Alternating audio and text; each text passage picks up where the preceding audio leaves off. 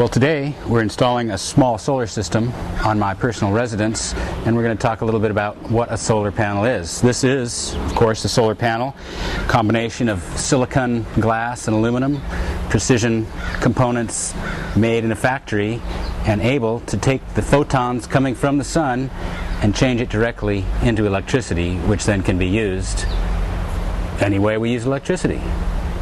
So with our solar panel, there's lots of different kinds of solar panels, and they're all designed for a little bit different applications. This one, made by Shell, a local company, is rated at 140 watts at 42 volts, and we're potentially putting out 4.25 amps. So with your Ohm's law, you can actually multiply 4.2 amps times your 42 volts and get the potential for this solar panel, which is rated at 140 watts DC.